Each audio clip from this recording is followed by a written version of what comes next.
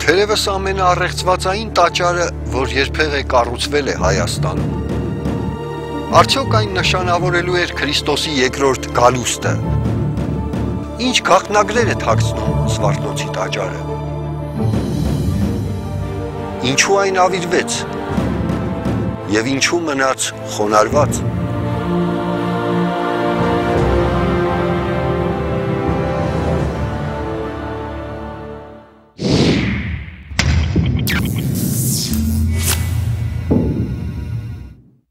Ով է եղել Զվարթնոցի ճարտարապետը, արդյոք այն կապ ուներ քաղկեդոնականության հետ, ինչու կործանվեց ճարտարապետական գլուխգործոցը, հազարամյակների անեծք էր, թե բնական արհավիրք,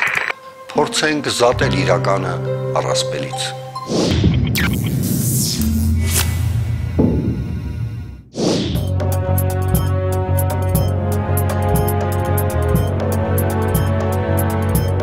Զվարթնոցի տաճարը կառուցվել է մեր երկրի համար բարդ, բայց շահեկան ժամանակահատվածում։ 7-րդ դարում Հայաստանը քաղաքական անկախություն չուներ։ Երկրի արևմտյան մասը հպատակ էր բյուզանդական կայսրությանը։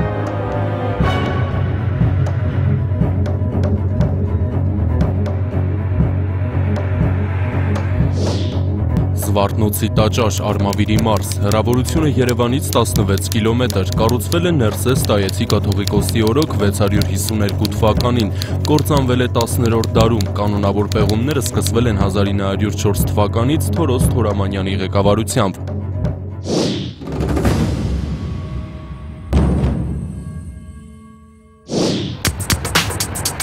Երվանդ Քոչարի քանդակած այս արծիվը ցույց է տալիս Զվարթնոցի միջնադարյան տաճարի ճանապարհը։ Արծիվը արթնության նորոգման խորհրդանիշ է։ Գնանք այդ ճանապարհով, փորձենք բացահայտել առեղծվածային այդ տաճարի գաղտնիքները։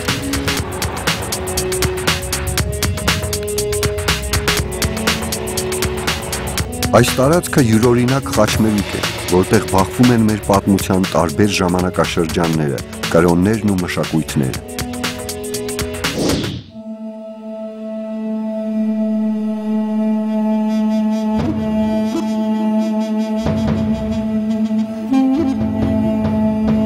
Այստեղ է Ուրարտուի Ռուսա երկրորդ արքան թողել իր արձանագրությունը։ Ըստ Ագաթանգեղոսի այստեղ եղել է Տիրի տաճարը։ Եվ ապա այստեղ է խորվիրապից ելած Գրիգոր Լուսավորչին դիմավորել մեծ ընտրդատը։ Մեր բազմադարյա պատմության մեջ ոչ մի հանդիպում այդքան ճակատագրական վճռորոշ նշանակություն չի ունեցել, որքան դա։ Հեթանոս արքան ծնկի է գալիս և անասելի չարչարանքների ենթարկված սուրբը ներում ու մկրտում է նրան։ Զվարթնոց նշանակում է զվարթունների հրեշտակների դաս։ Միածինը երկնային զորքի ուղեկցությամբ այստեղ էր երևացել հայոց առաջին կաթողիկոսին և հրահանգել Էջմիածնի կառուցման վայրը։ Կարող էր արդյոք սուրբը ենթադրել, որ 350 տարի հետո այստեղ իր տեսիլքի տեղում հենց իր մասունքների վրա բարձրանալու էր իր կառուցած Մայր Էջմիածնին հակաթող տաճարը։ 320 տարի կանգուն մնալուց հետո այն փլուզվելու էր, մնալով անկրկնելի ու առեղծվածային։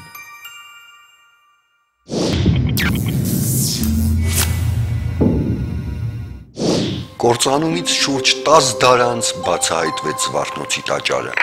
Ինչու է այն համարվում ճարտարապետական չգերազանցված գլուխգործոց։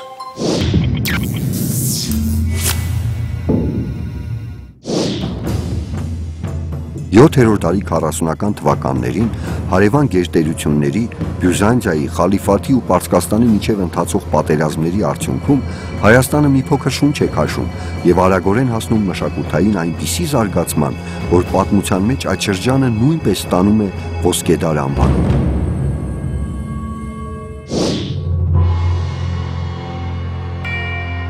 Ճարտարապետության մեջ այդ ոսկեդարը մարմնավորվում է Զվարթնոցի վեհաշուք կոթողով։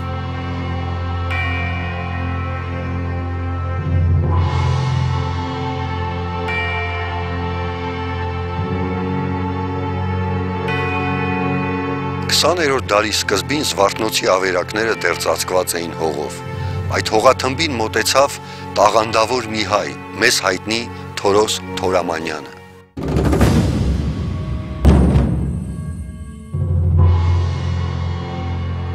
Որքան մեծ էր հնագետ ճարտարապետի զարմանքը, երբ հողի շերտից դուրս եկավ ոչ թե տաճարի բեկոր, այլ Քրիստոսից առաջ 7-րդ դարի սեպագիր արձանագրություն։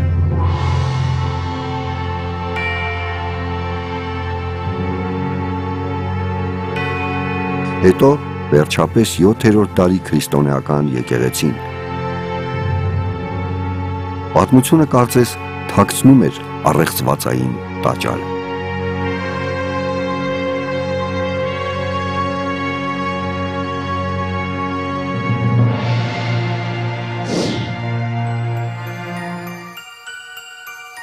Ըստ Թորոս Թորամանյանի տաճարը իրենից ներկայացնում է եռահարկ, կենտրոնակազմ, գմբեթավոր, բոլորակ տիպի շինություն։ Տաճարն ունեցել է 45 մետր բարձրություն և կառուցված է եղել 2 մետր բարձրություն ունեցող հարթակի վրա։ Ըստ Թորամանյանի տաճարի հորինվածքային հիմքում ընկած է հավասարաթև խաչը։ Խաչի 3 թևեր իրենցից ներկայացնում են կիսաշրջաններ, յուրաքանչյուրում 6-ական սյուն։ Թորոս Թորամանյանի մեկնաբանությամբ այստեղ հղացել է ճարտարապետի հանդուգն գաղափարը, ունենալ բոլորակ պատվանդան մեծ մասամբ կախված օդի մեջ։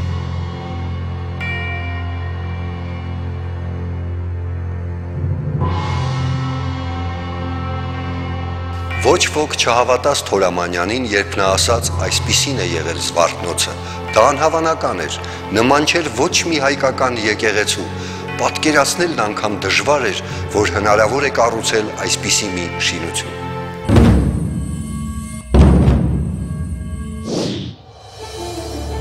Զուգադիպություն էր արդյոք թե նախախնամության նվեր, մեկ այլ տաղանդավոր ճարտարապետ, ակադեմիկոս Նիկողայոս Մարը, որ պեղումներ էր իրականացնում Զվարթնոցից հարյուրավոր կիլոմետրեր հեռու, պատմական անիում, հայտնաբերեց Գագիկ առաջին Բագրատունու արձանը, Զվարթնոցատիպ եկեղեցու մանրաքանդակը ձեռքին։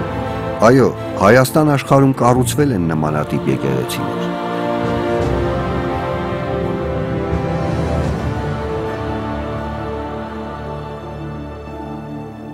Տաճարի ինքնատիպության տարերից մեկն էլ արևի այս ժամացույցն է։ Սովորաբար կիսաշրջանաձև կառուցվող ժամացույցն այստեղ շրջանաձև է և հատուկ հաղորդագրությամբ ամենայն ժամ աղոթեք Աստծուն։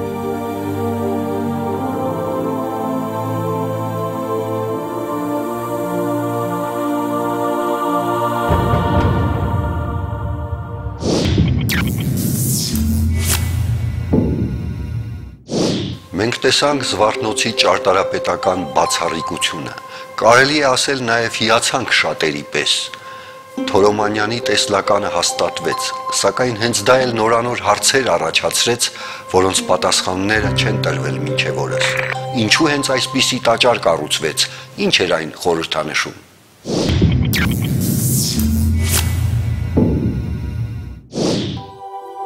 Հայտնի է, որ Զվարթնոցի տաճարի նախաձեռնողն ու կառուցողը Ներսես III Տայեցի կաթողիկոսն էր, որը շինարար պատվանունն էր կրում։ Նա այսօր կարող էր լինել տոնելի սուրբ, նրա անունը պետք է իմանար Զվարթնոցի անունն իմացող ցանկացած մարդ, բայց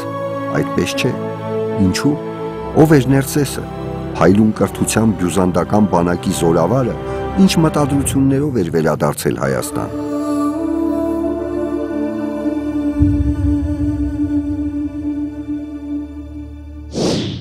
Նայեք այս հուշաքարին, հունարեն գրված է, Ներսեսն է կառուցել, հիշեցեք։ Ինչու հունարեն, երբ 7-րդ դարում քրիստոնյա Հայաստանը ուներ իր գիրը։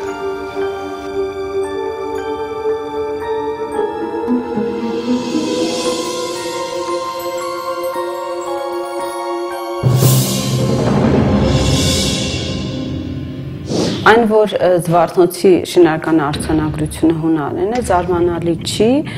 7-րդ դարի համատեքստում, որովհետև նախ մենք հաշվի առնելով Ներսեսի այդ բյուզանդամետ ուղղվածությունը, երկրորդը այն, որ մեր վերնախավ ընդհանրապես տիրապետում էր հունարենին, չմոռանանք հունաբան դպրոցը, այսինքն այդ հունարանից կատարվող թարգմանությունների հունարենը շատ ազատ կիրառվում էր եւ նույն Մաշտոց եւ իր աշակերտները սովորել են հունական դպրոցում եւ հաշվի առնելով նաեւ այն, որ Զվարթնոցը կառուցվել էր կայսրության փողերով եւ դրա մասին գրում է Սեբեոսը։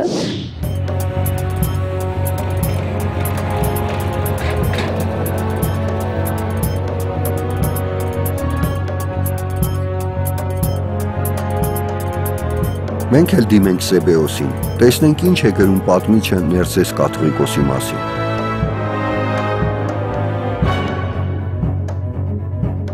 Սեբեոսը նախ գովերգում է Ներսեսին որպես հավատացյալ եւ արդար մարդ, ապա ասում, որ նա թույն էր պահել իր մեջ, որը դուրս թափեց Կոստանդիանոս կայսեր գալուց հետո։ Իհարկե կարելի է կռահել, թե ինչ նկատի ուներ Սեբեոսը, բայց ամեն պարագայում Ներսես կաթողիկոսը առեղծվածային ազնվորություն էր։ Ինչ նկատի ուներ Սեբեոսը, որը իդեպ հասարակ դպիր չէր, այլ եպիսկոպոս, ինչու է նա այդպես խոսում կաթողիկոսի մասին, ինչու էր կայսրը եկել Հայաստան, հպատակ երկիր։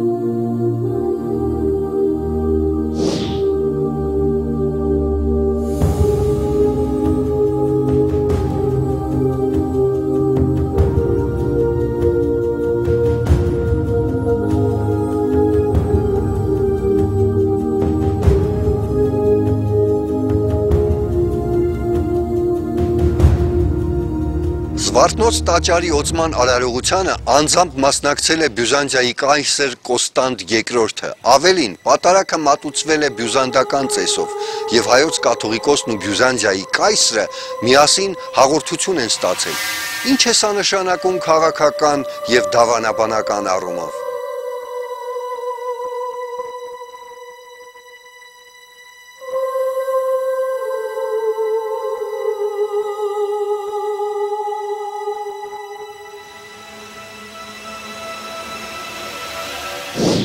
Դա նշանակում է, որ մեր եկեղեցու գլուխը,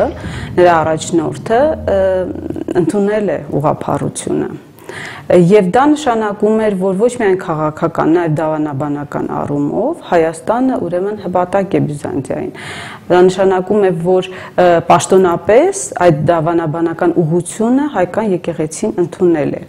Մի հաղորդություն ստանալ դեռևս չի նշանակում որոշակի դավանափոխություն, երբ որ եկեղեցուցնիսական համակարգի մեջ եւ հենց նույն հաղորդության խորհրդի մեջ որևէ փոփոխություն չի կատարվել։ Հետևաբար որևէ մատենագրական վկայություն չկա ասելու, որ այս շրջանում Ներսես տայեցու ժամանակ ուրեմն դա տեղ է ունեցել որոշակի դավանական զիջում։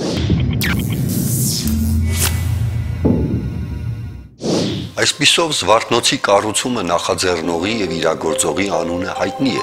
Ներսես տայեցի կաթողիկոս։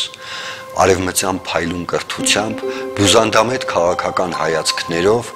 բայց ազգային եկեղեցու հովվապետ։ Ինչ նպատակով էր նա Բյուզանդիայից Հայաստան վերադարձել եւ ինչ ծրագիր էր փորձում իրականացնել։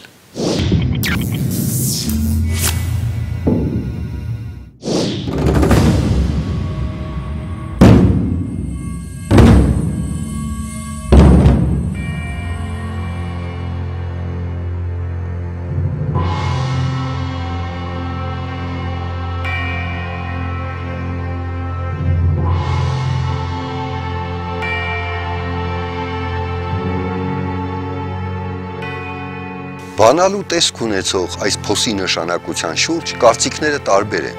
Ճարտարապետները ասում են, որ այն ծանրության թեթևացման համար է, իսկ հոգևորականները պնդում են, որ այստեղ թաղվել են Գրիգոր Լուսավորչի մասունքները։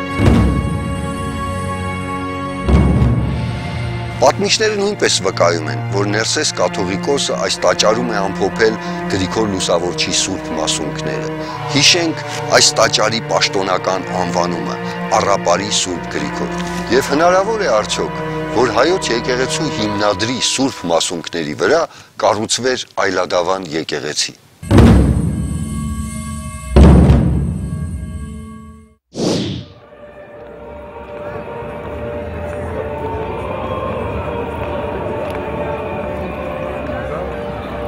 Կարծում եմ, ճիշտ ժամանակն է ուղևորվել Սուրբ Էջմիածին եւ իմանալ, ինչ տեսակետ ունի Զվարթնոցի մասին մեր եկեղեցին։ Արդյոք ճիշտ է այն տեսակետը կարծիքը, որ մենք 7-րդ դարում քաղկեդոնականություն ենք ընդունել եւ Զվարթնոցը քաղկեդոնական տաճար է։ Երբ բյուզանդական կայսրությունը իր գագաթնակետին էր հասել հզորության,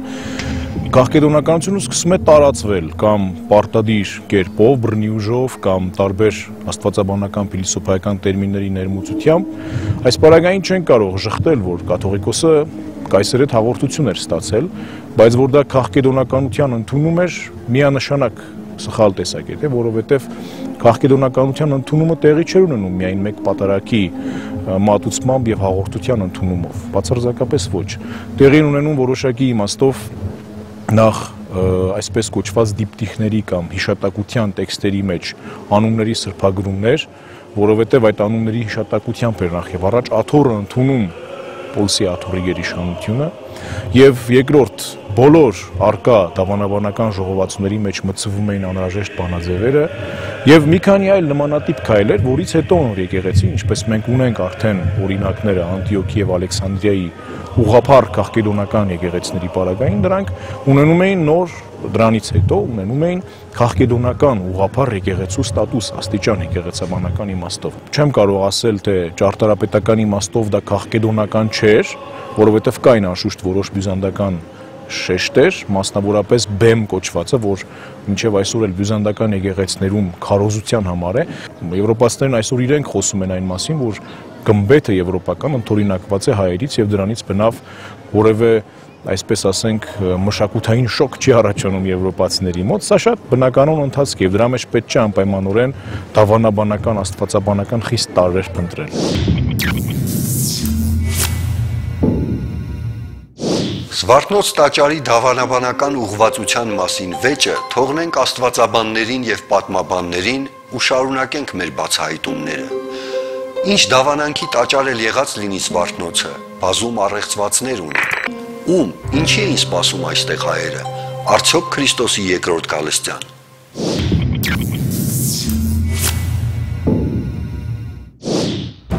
Տեսա Սուրբ քաղաքը, նոր Երուսաղեմը, որ իջնում էր Աստծուց եւ երկնքից, զարդարված ու պատրաստված, ինչպես հարսը իր փեսայի համար։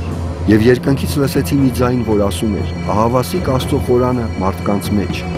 Եվ նրա պարիսպները մեծ ու բարձր էին, ուներ 12 դուռ, 12 դռներին 12 հրեշտակներ։ Նրա դռները չէին փակվում զոր ու գիշեր, եւ գիշեր չէր լինում նրա մեջ։ Ինչպես հայտնի է, Զվարթնոցի տաճարը իր ճարտարապետական հորինվածքով կրկնում է գլխավոր սրբավայրի Երուսաղեմի հարության տաճարի ռոտոնդան, որտեղ գտնվում է Քրիստոսի գերեզմանը։ Այն բրգաձև եռամաս կառույց է եւ նմանատիպ է նաեւ Զվարթնոցը։ Եվ ուզում եմ ասել, որ հայտնության գրքում, որտեղ ի հայտ է գալիս երկնային Երուսաղեմը, այն հենց այդպես է նկարագրվում եւ մենք գիտենք, որ միջնադարյան պատկերագրության մեջ երկնային Երուսաղեմը հենց այդպես բրգաձև, աշտարակաձև, ուրեմն կառույց է։ Կարծիքներ կան, որ Զվարթնոցի ճարտարապետը խորագույն էզոթերիկ գիտելիքների տեր վարպետ է եղել եւ տաճարի միջոցով մարմնավորել է ողջ տիեզերքի օրինաչափությունները։ Ո՞վ է եղել ճարտարների այդ պետը։ Փորձենք պարզել Զվարթնոցի գաղտնագրերով։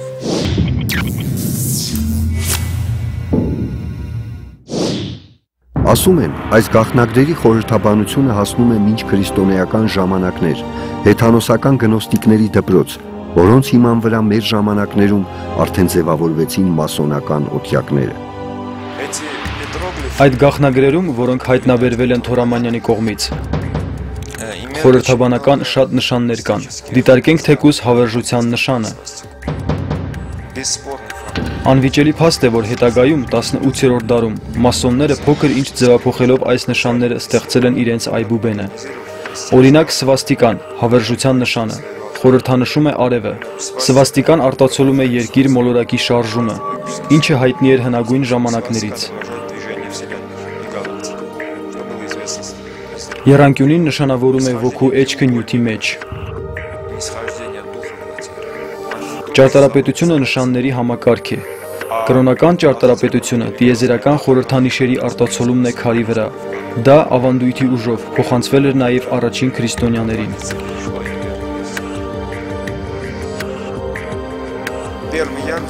Առաջին հարկաբաժինն ունեցել է 64 կամարաեզր, 6 և 4, ստացվում է 10, արարչագործության ավարտուն թիվը։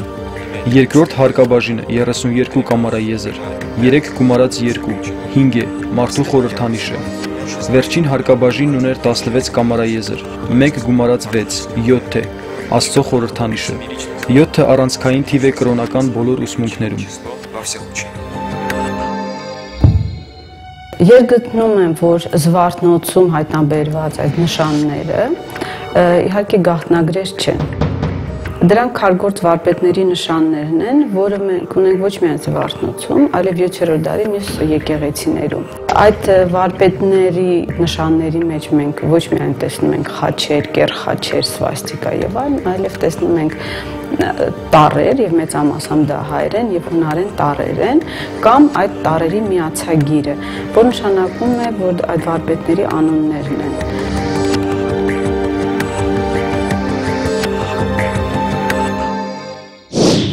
Կարծիք կա, որ Զվարթնոցի տաճարի պատերին քանդակված են հենց շինարարների պատկերներ։ Նույնիսկ փորագրված է նրանցից մեկի անունը՝ Յոհան։ Գուցե դա հենց ճարտարապետն է։ Միայն մեկ անուն է պահպանվել շինարարներից մեկի պատկերաքանդակի գլխավերևում՝ Յոհան, ոչ թե Հովանես, այլ Յոհան։ Դա առիթ է տալիս ենթադրելու, որ հենց նա է տաճարի ճարտարապետը։ Ես այդ ֆիգուրի մեջ տեսնում եմ Տրթատ թագավորին, որովհետև մենք գիտենք, որ Տրթատը, երբ որ օծվում է, նա ստանում է Հովանես անունը եւ իր գործը նմանեցնում է, նույնացնում է Հովանես Մկրտչի, ուրեմն առաքելության հետ։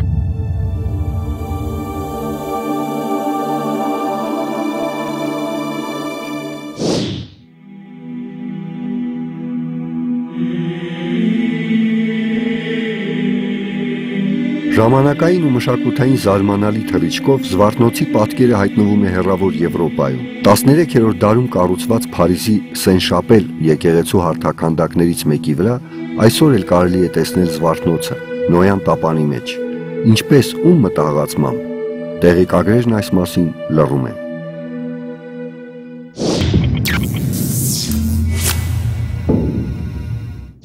Փաստորեն Զվարթնոցի ճարտարապետը կառուցման ընթացքում հաշվի է առել բնագիտության եւ գաղտնագիտության բազմաթիվ օրինաչափություններ, բայց եթե դա իրոք այդպես է, ինչու այդքան մանրակրկիտ մտածված կառույցը 3 դար անց կործանվեց։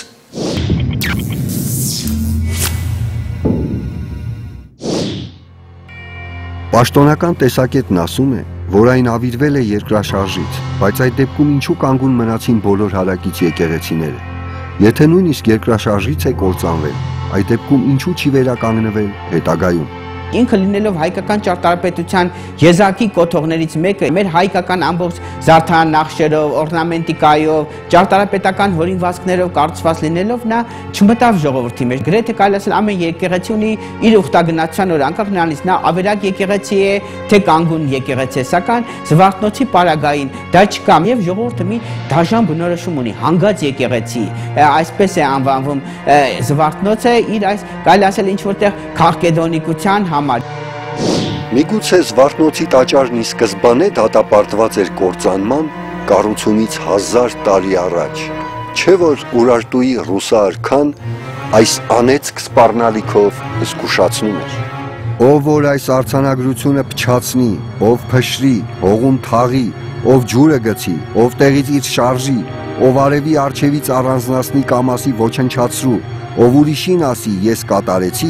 ով որ անունս ջնջի եւ իր անունը գրի, լինի նա վանեցի, լինի լուլուրեցի, թող որ Խալդե, Թեյշեբա, Շիվինե աստվածները չխնայեն, թե անունը, թե սերունդը երկրի վրա չթողնեն։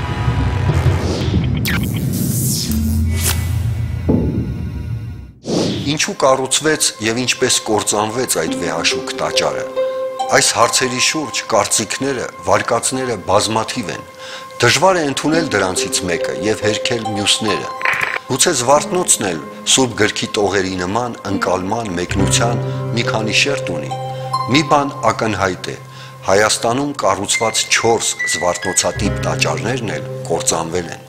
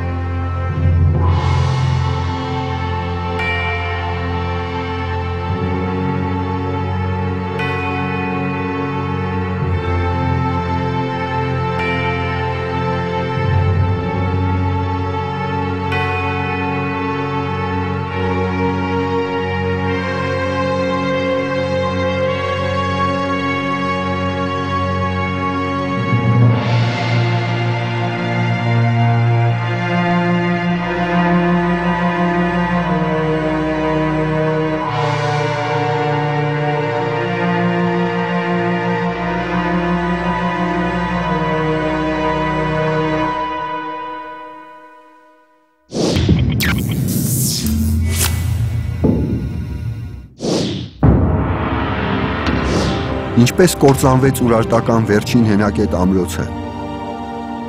Թեյշեբայինի, ովքեր էին ուրարտացիները,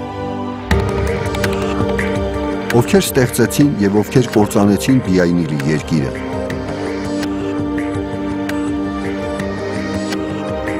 ովքեր էին նրա կառավարիչներն ու հպատակները, դաշնակիցներն ու թշնամիները։